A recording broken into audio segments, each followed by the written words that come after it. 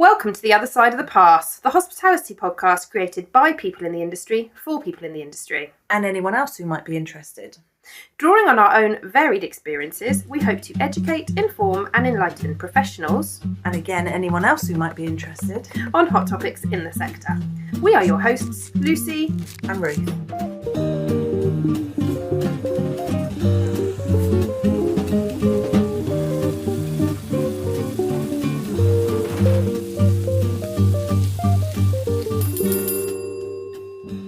Welcome to the newest episode of From the Other Side of the Pass. And today we're going to do mostly food safety. Now, we recorded this session before, but we didn't record it very well because we used the wrong microphone accidentally. So we're going to go through it again and make it sound as fresh as it could be.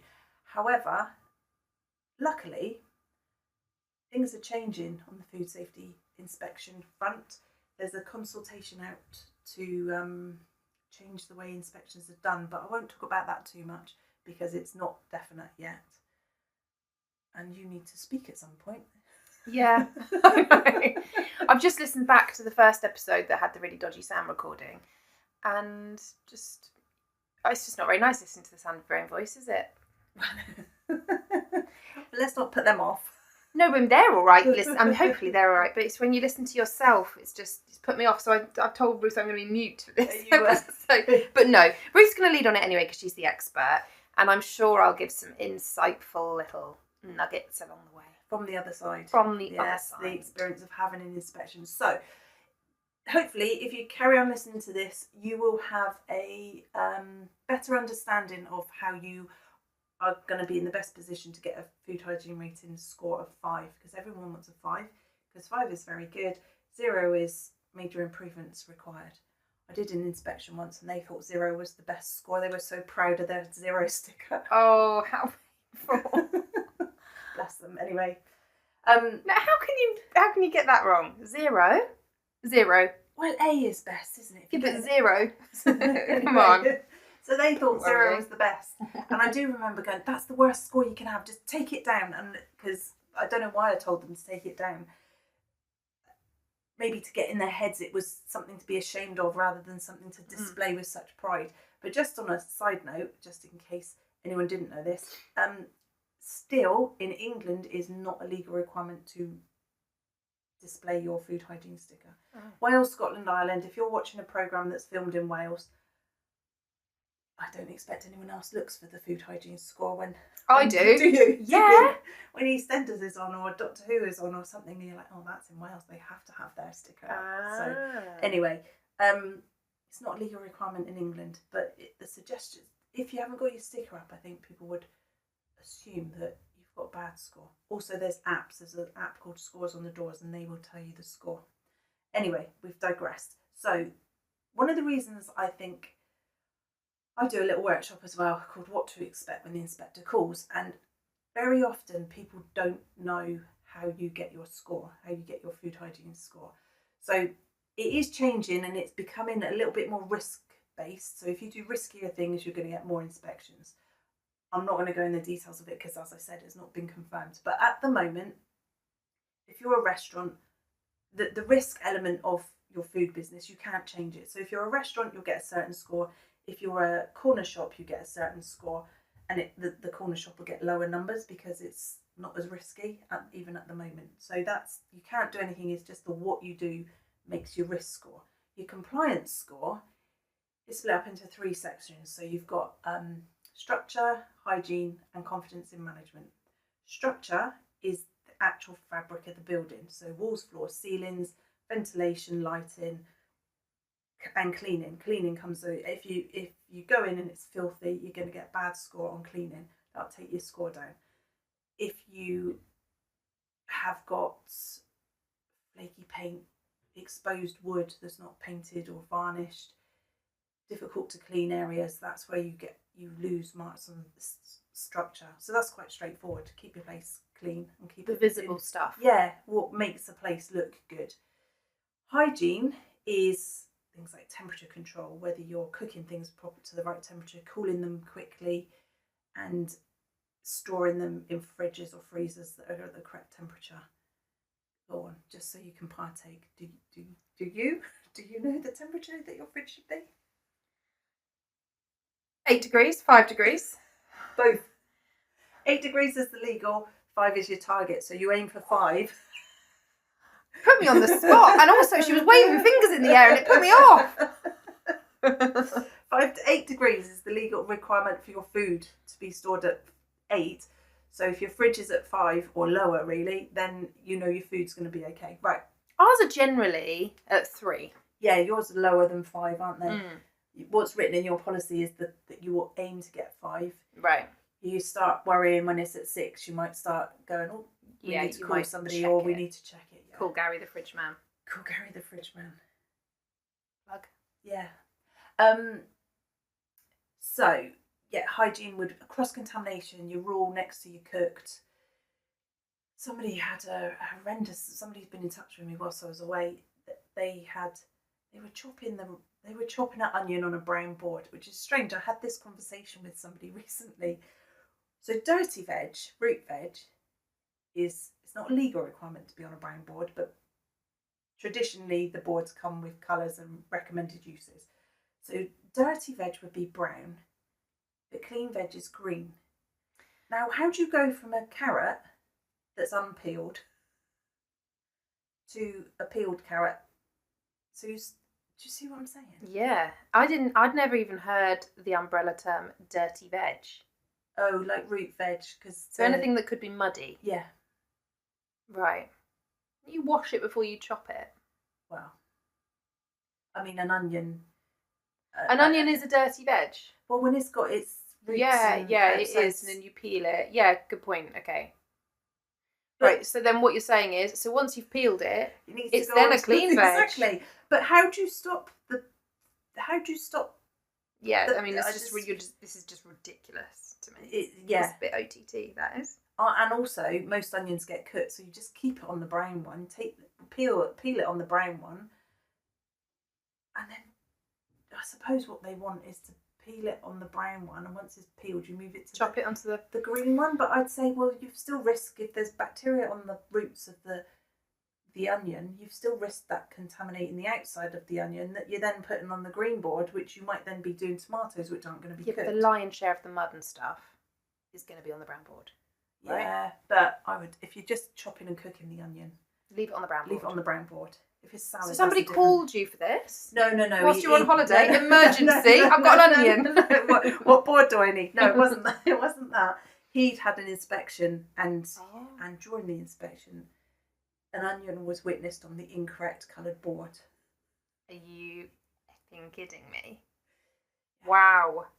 There were other things, and did they get a good? No, they didn't get a good score. I don't think they deserved the score they got, because I know the chef, and I know the chef is a good chef, and he knows what's right, and he knows how to do things correctly. But they had an inspection on I wonder if I say what day of it was. A really busy day of the year in March. Easter. No. Good Friday. Mothering Sunday.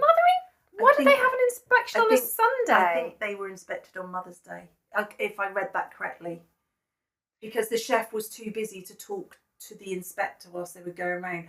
So he said, there's things on this report that we didn't even discuss. So oh God, it's really difficult. So, which sort of brings us on to, they can come in at any time. They can come in on Mother's Day. They could come in Christmas Eve if they wanted to. I think to get me personally, to get the best out of an inspection, you want to talk to the chef. You want to know, you want to understand his knowledge, and because if what you see is one thing, but maybe if there's a reason or an explanation, you go, oh yeah, I get that now. I understand what you're doing and why it is safe and how you've worked out that it's safe. So, but they can come in at any time, and if Mothering Sunday's the day they come in, you've got to be ready.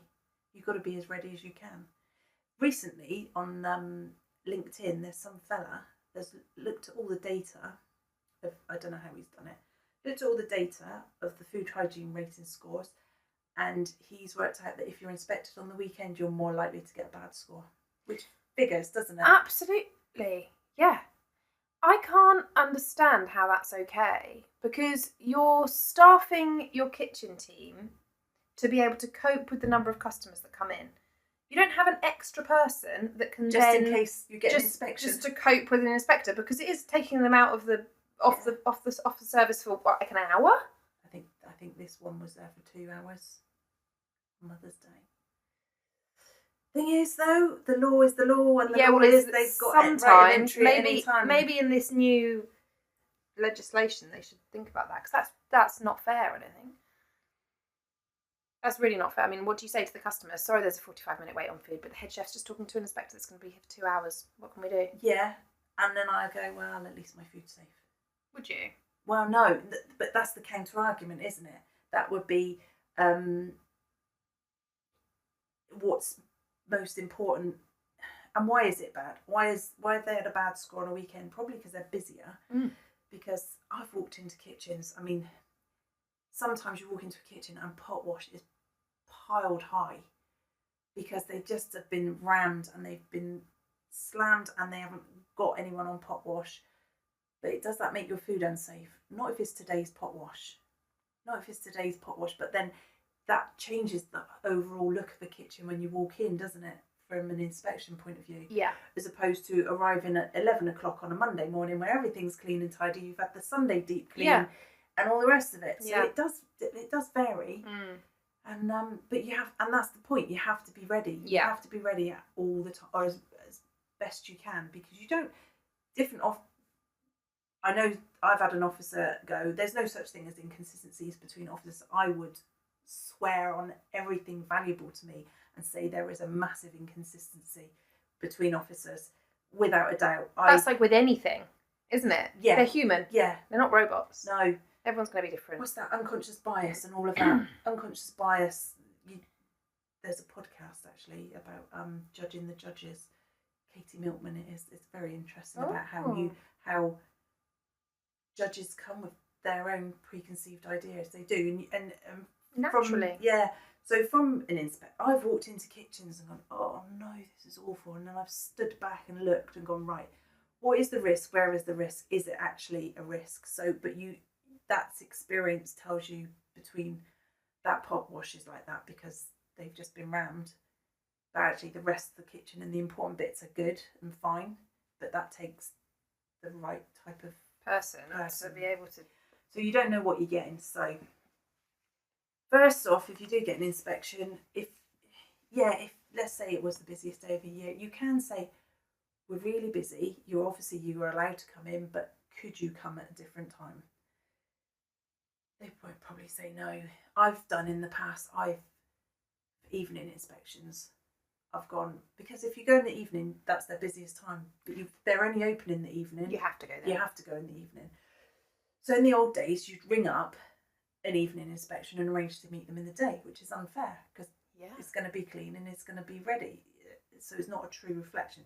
So I used to go over, I've come to do an inspection. They go, we're really busy. I said, okay, I get that. What I want to do is have a quick walk around. If everything's okay, I will come back and we'll do the inspection at an arranged date.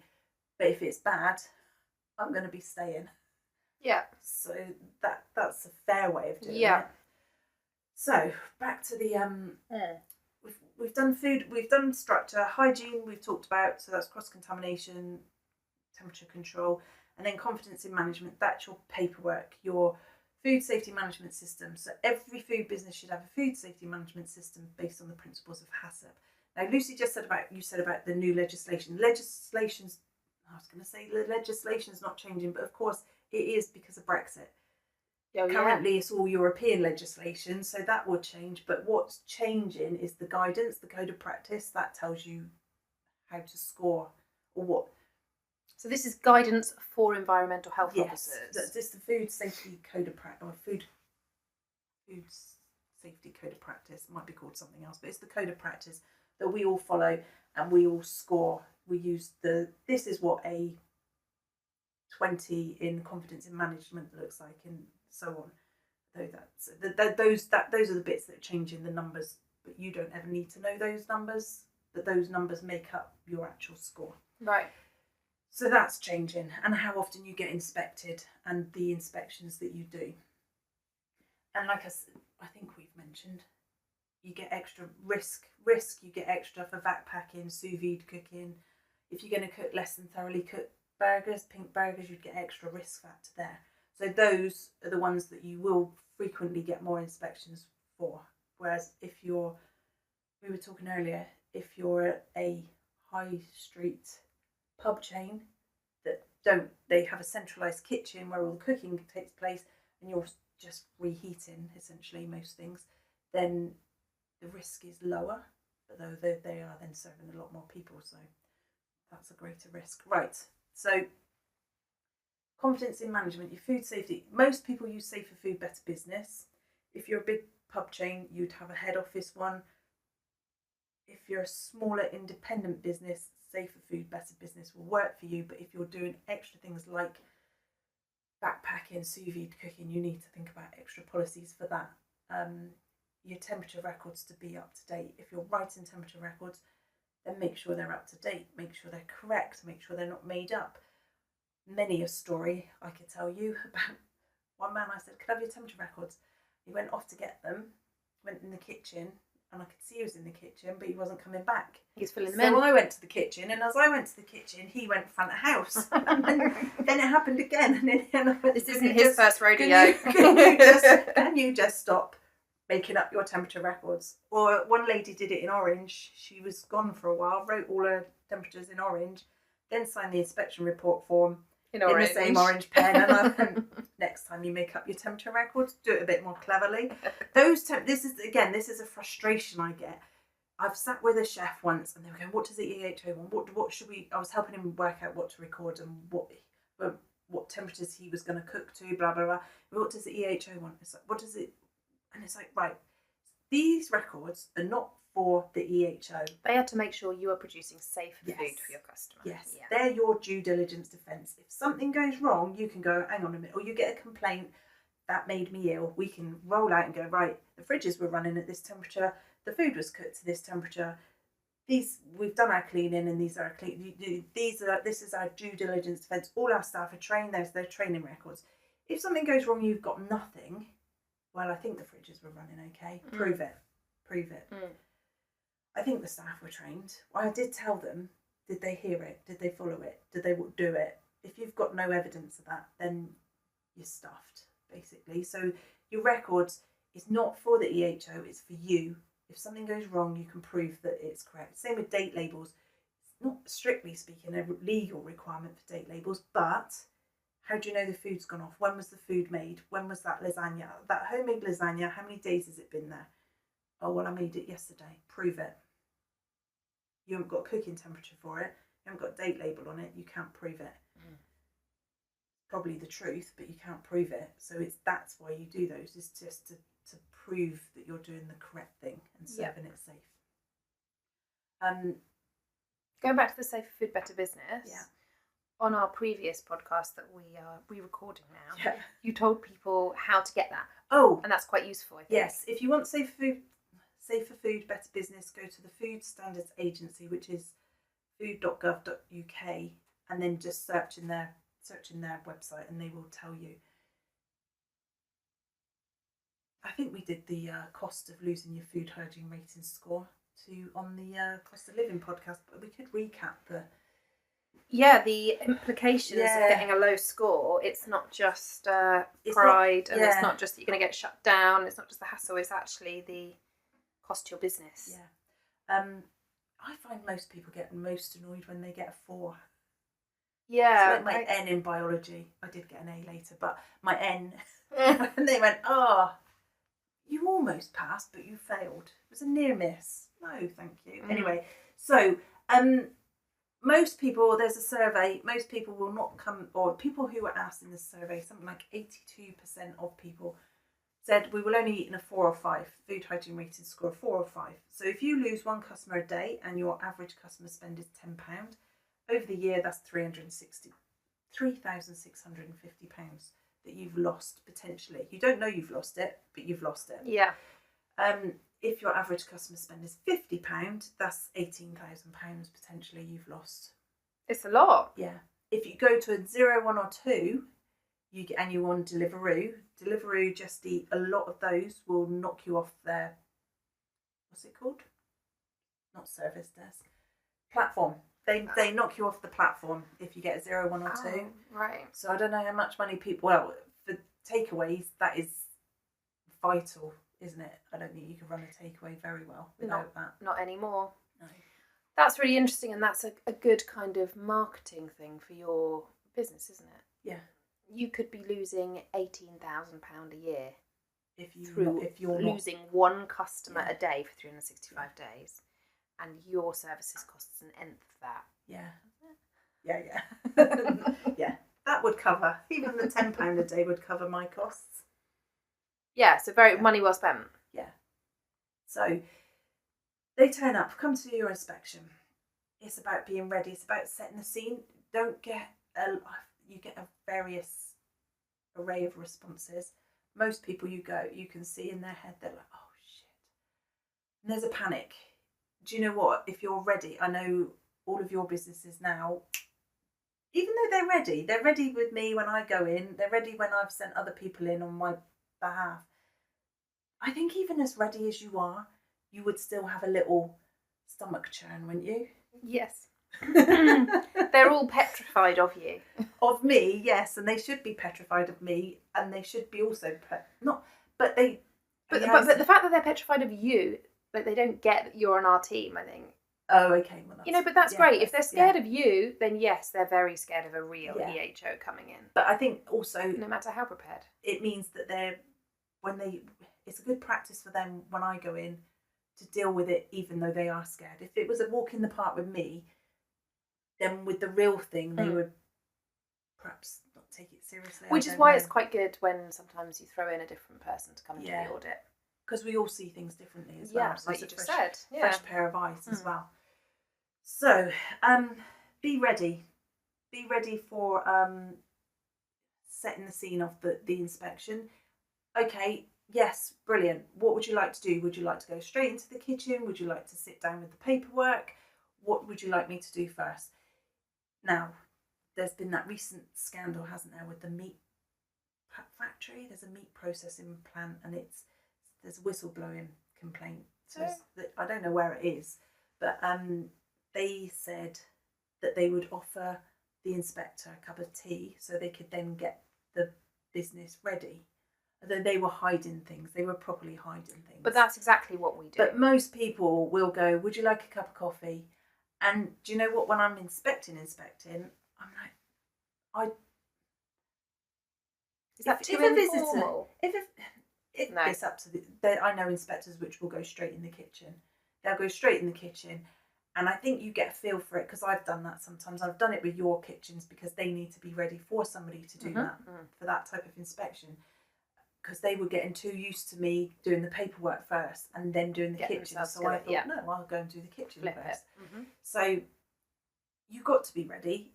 I think from an inspector's point of view, do you know what? If it's that bad, the time it takes me to drink a cup of coffee is not enough time to sort your shit out.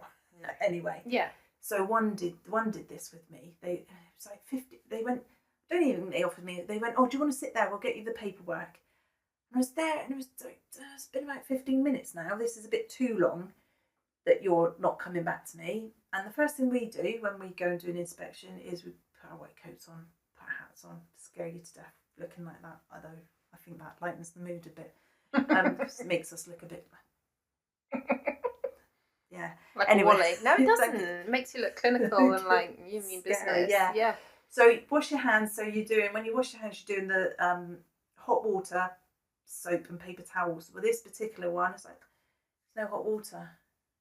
You got any hot water? And they eventually went, oh no, we haven't got any hot water. We've put a call in for that already. So we've made them aware of it. Anyway, the inspection got worse and worse. There was a whole heap of things that were awful. And then at the end I went, oh, can I see that report then? Because I need to know that you have put a report in. And on the report that they'd sent, it was the same time that I arrived to do the inspection. So they saw you and they thought, uh-oh. Better go and report that. Anyway, so the point is, a cup of coffee or not a cup of coffee, if things are that bad, 10 minutes is not going to buy you that much time. But 10 minutes does get you enough time to just... get your head straight. Calm down, take a few deep breaths and go, we do know what we're doing. if you're doing the right thing all the time, you are doing the right thing all the time. So don't worry about it. And also give yourself a moment, because when the inspector walks in, you're probably fighting a lot of other fires at that moment in time. Quite possibly. You know, someone's called in sick, or there's a customer complaint, or whatever the other things are. Oh, we've run out of bread. Almond milk, yeah. Whatever it is, yeah. So it's about taking that hat off and being like, okay, I need to switch into this. Yeah. So set the tone and give yourself. Yeah. Put yourself in control of it and be like, right, I can do this. Do not start lying. Like the fella, I just can detect, I can whiff a lie straight away. It's like, no, you're bullshitting me, because I know now what to ask, because I'm going to go like with the, oh yeah, we've put a report in. Okay, can I see that? Yeah. They would possibly hope, there's this air, sometimes there's an air of arrogant confidence, which you're like, right, you know what you should be doing, but you're trying to bullshit me and I can see it. If there's no hot water, I went to school once, they had no hot water. Stood there for ages, and then eventually they went, oh, the hot water's not working. Right, okay. And you've done what? We have called it in. Have you got record of that? No, we haven't got record of that. And it just got from worse to worse and worse. It's like, just if I'd walked in and they've gone, right, we've got no hot water. What we've done is we've got antibacterial soap. We've told staff to make sure they're washing their hands for 20 seconds, definitely 20 seconds, because it's actually been found that is the rubbing of when you wash your hands, not necessarily. They want warm water, because warm water, you're more likely to keep your hands. If it's too hot or too cold, you're not going to do it for long enough. But it's the rubbing of the soap under the cold. So even under cold tap, it is effective.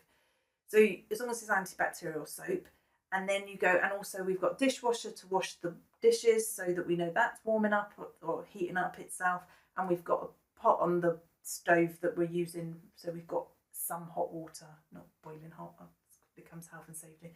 So if you walk in and you explain to me, I'm like, okay, yeah, this is wrong, but it sounds like they're in control of the situation and they know what they're doing. You have confidence in the management. You walk in and they go, just to let you know, we do have a problem with mice at the minute, but this is what we're doing. This is where the problem is. We're observing it every day. We're cleaning up droppings. We're antibiotic spraying it, and we've got pest control coming in every other day. Whatever the problem is it's about managing the problem.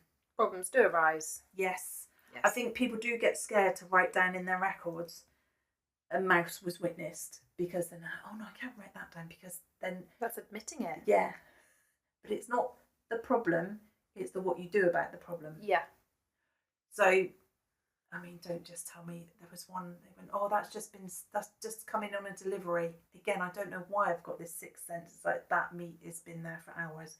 I don't know what the temperature was, but it was like, that's not come in, that's been there for hours. Just don't bullshit me. Yes. We'll know. Don't bullshit us. No. So, most EHOs, see, because what I do now, I usually come across businesses that have had a bad experience with an EHO. Now, it could be the business's fault, and then sometimes it is. Sometimes maybe the EHO has been unreasonable or lack of understanding, but it doesn't matter really. They are there to help you. They should help you, and they do in their own. No, they do help you. Yep. A good one should be there to help, educate, support, advise, share top tips, because we see a lot of kitchens, and so therefore you go, oh, I saw this, and you go, oh, never thought about that. So it's sharing top tips. There you go. Don't make things up. Right, so you've had your inspection. Hopefully you get a 5. It's about doing the right thing every day, day in, day out. Don't just get ready. I don't like getting audit ready. Do you know what I mean? Sometimes I think I train people just to get audit ready, but I think because I go in regularly, they're like, oh no, it's coming all the time. Then it becomes habit, doesn't it? So just try and make good habits, isn't it? If you get 4 or 5, well done. That's great. You're a very good or good. 3 is generally satisfactory. So you'll get your 3, and the council won't come back because you were generally complying to the law, even though there's bits wrong. But if you wanted to be rescored, you can ask for a rescore. You can do a request for rescore. Well, first off, and then 0, 1s or 2. You obviously don't. 0, 1 or 2, the council will be back until they feel you're broadly compliant, which is a 3. If you get 0, do you get closed down? Not necessarily. You can be a 0 but still operate, which messes with people's heads. People don't understand that, because how can it say major improvement required, but yet you're still allowed to open? So say, for example, you've been shut down because you've got no paperwork, you've got no hot water, that would probably get you down to a 0. And if it wasn't very clean, well, you could get the hot water working. I've sat there whilst plumbers have turned up, get the hot water working. The paperwork wouldn't. To close down, you need imminent risk to health. Not having paperwork, there's no imminent risk to health. So therefore, and it could be not dirty enough that there was imminent risk to health, but the combination of that would give you a 0, but the combination of that doesn't mean there's imminent risk to health, which is what you need to prove to be able to shut someone down. So you can appeal. You've got 21 days to appeal. The first place they recommend that you appeal is the inspecting officer. So you ring them up and go, I don't think you were fair because of this reason, this reason, this reason. You didn't ask me for that. If you'd asked me, I could have shown you this. Mm-hmm. So that one I was telling you that got in contact, really they should go back, or they are going back to the officer and go, you didn't talk to me about this. I've got this, this, this and this, and this is okay for this and blah, blah, blah. By the way, you nasty EHO coming in on Mothering Sunday. I might be wrong about that. I'm not 100% sure, but it was definitely... It makes a good story. It was definitely around that time. So you can appeal. You'd go to the officer. If you're not happy with them, then it would go to the food lead in the council, whoever their manager would be. You can carry on appealing. You can go up to... there's a legal term that I'm not going to remember now, but you can go all the way to the FSA and go, we totally disagree with what they've done. But that's a lot of time and expense, and probably whatever's wrong you could have fixed in that time. Then you can ask for a rescore. So the rules are, if you pay for a rescore, so that's up to the councils. Some councils ask for money, some don't. I've seen them a rescore as much as 320 quid for a rescore, and some as low as 190. So there's an inconsistency on whether you're, even in Hampshire, there's within one county, there's different fees, which is again unfair, isn't it? Yeah. So if you've got a business... Ours is up the high end of that. I think it's 200 and something. I thought it was... Oh, right. Okay. Might be, I don't know. I think Basingstoke Winchester don't charge, I don't think. So you might be a food business where there's no fee to get a rescore, or you might be losing 300 quid for a rescore. Yeah. However, the benefits of if you pay, if the issues were structural, then they have to come back as quickly as possible. Whereas if you don't pay, you have to stay that score for 3 months. But then it's not guaranteed. There are some things, even if you do pay, you've still got to wait 3 months to prove that you can consistently achieve it within those 3 months. So sometimes paying means you get a quicker rescore, but then somebody only paid and still waited a good 3 months before they got their killer, isn't it? And this was one that was knocked off the Deliveroo, all the delivery platforms. So, well, he should have stayed clean, shouldn't he? I was just going to say, the moral of this story is be proactive about it. Yeah. Stay clean. Don't let it happen. Yeah. It cost you. I only say it with a kind of like empathetic tone, because we've been in a situation where we've received a score which I thought was unfair. Yeah. And we do everything above and beyond. Yes. Yet, for whatever reason, we got marked down on the day. Yeah. And it felt very unfair that we then had that up in our window. Well, we didn't have to. You didn't put it in your window, did you? No. You would have if you were in Wales. Exactly. But and it wasn't unfair. You're still on the website. I mean, that score for 3 months or whatever until they rescore you. They came back quicker than that. Yes, they did come back quicker than that. I think because they knew they were being unfair. It was an unfair score, but it was difficult to... well, it's not on the day. It's probably not unfair. That's the problem. Yeah. It's probably just like you've had a bad day. Unfortunately, that's the outcome. Yeah. But it's a long... It's, there's... They judge you on that day. You could be running perfectly every single... And that's not real life, is it? There is going to be a problem every single day. there will be a day when there's 2 people turned up and you haven't written your temperature records down. And you haven't got time to go, oh, by the way, we haven't written our temperature records down today because we're short-staffed. Because if you haven't got time to write an explanation, yeah. So it's just, and then I think it's just having that understanding EHO that looks around and goes, do you know what? Yeah, it's Easter weekend. Your pot washer's called in sick. No wonder the pile of dishes is that high. Yeah. It's having that pragmatic approach, isn't it? Of, I can see that you're a well-run business. Yeah.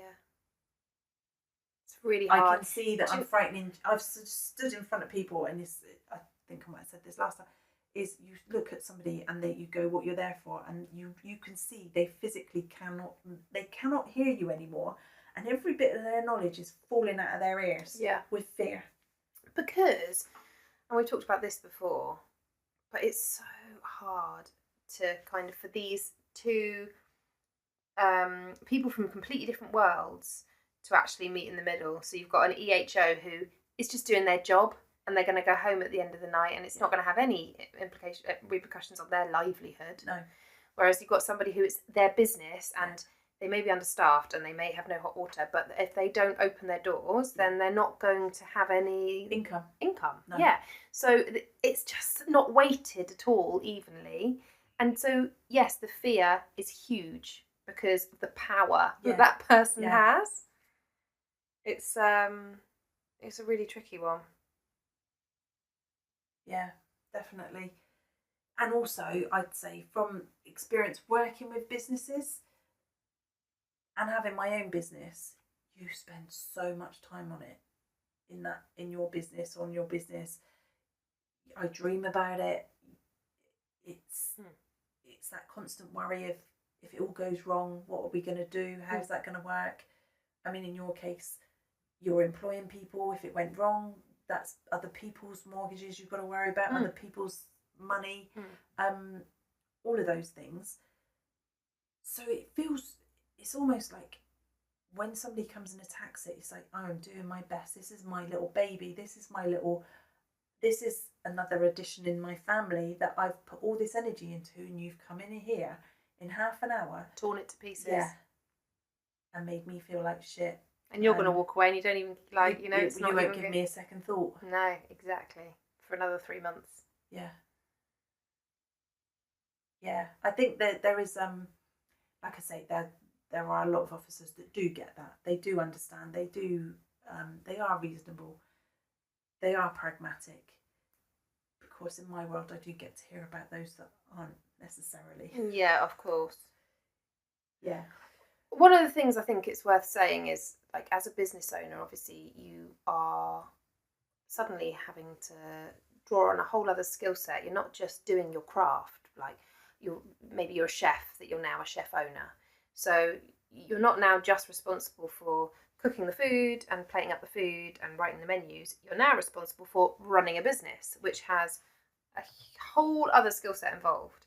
And if you are overworked, if you don't consider that extra aspect to your role, and if you are overworking yourself doing the frontline stuff and not allocating time to do the back of house stuff, then you're shooting yourself in the foot, because you're putting yourself at risk of being in these situations where an EHO comes in and you're not prepared for it.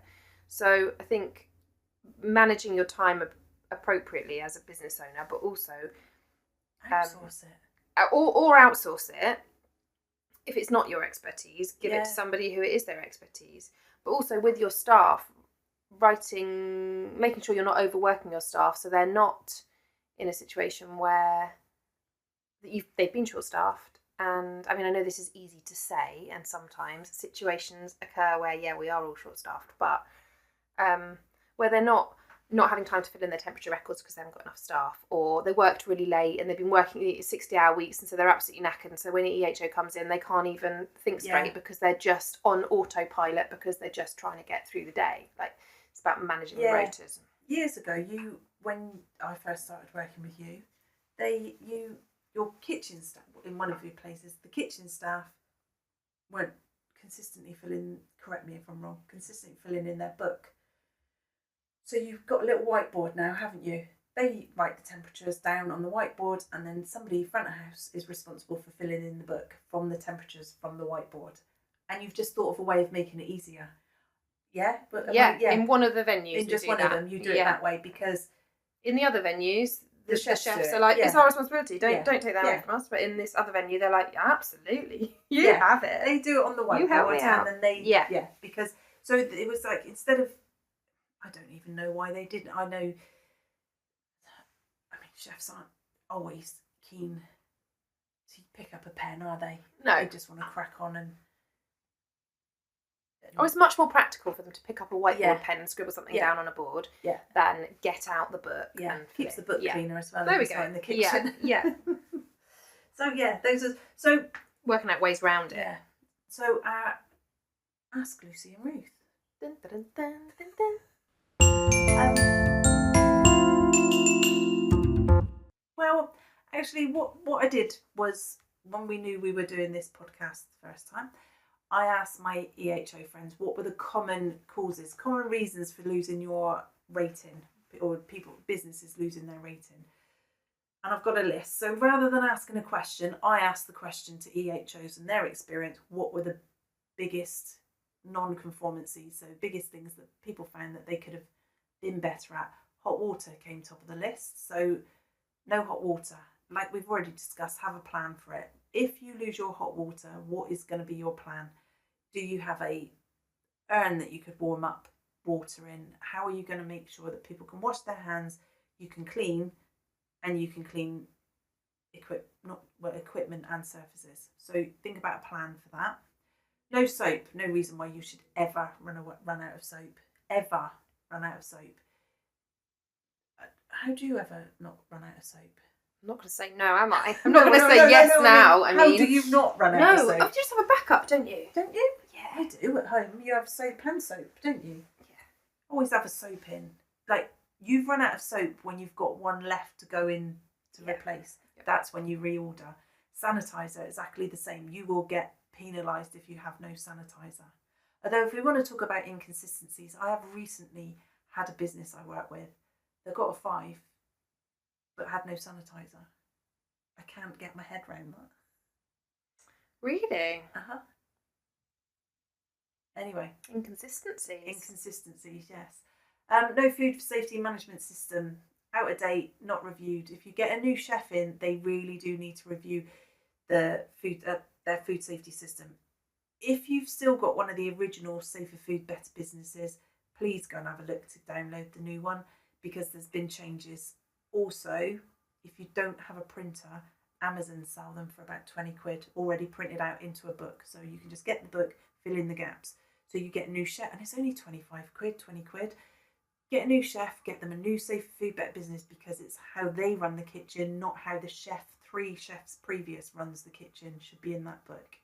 Pests is a big one. If you've got a pest problem, you really have to be able to prove that you're dealing with it. There should be no evidence of old drop-ins. New ones are shiny, old ones are not shiny. Is that right? Yeah, come out fresh and shiny, and then they dry up and dehydrate and go all dull. It makes sense. Crumbly. Yeah, makes sense. So you can spot the difference between old ones and new ones. But anyway, besides which, if you've got a problem, you know which area they're in, you should be managing it and monitoring it and cleaning up immediately.